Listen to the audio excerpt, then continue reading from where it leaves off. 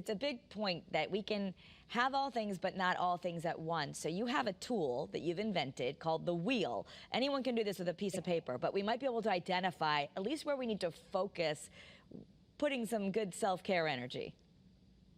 Exactly.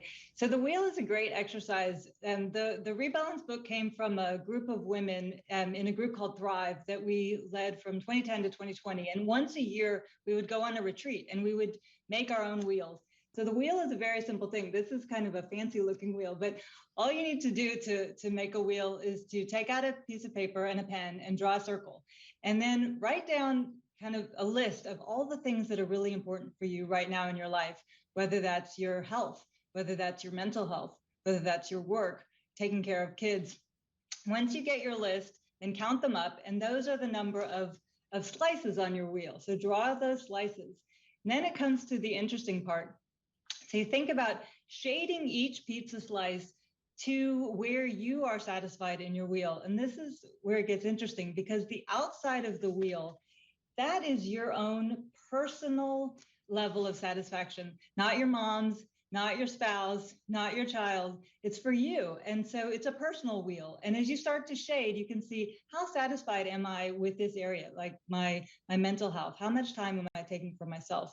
Once you've shaded it all, you can take a look and see where's the white space on your wheel. And if you look at the white space, those are some areas where you can decide to focus on new things. But there's one other trick with the wheel, which is that before you even draw your wheel, and something you can do is just take a circle and think about, how am I spending my time? If you think 24 hours in a day is another circle, how am I spending my time?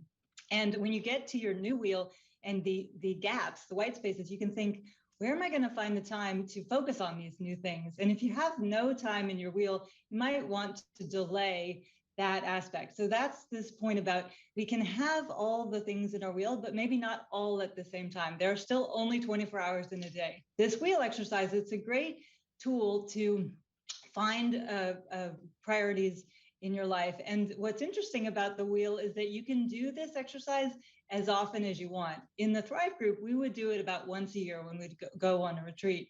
If you're one of those people that likes to do New Year's resolutions, that can be a good time to do it. But also, if there's something big happening in your life, like we're about to move continents, and that was a good time for me to think about the wheel and think about reprioritizing things in my life. So you can do this at different times. And remember that everybody's wheel is going to look different.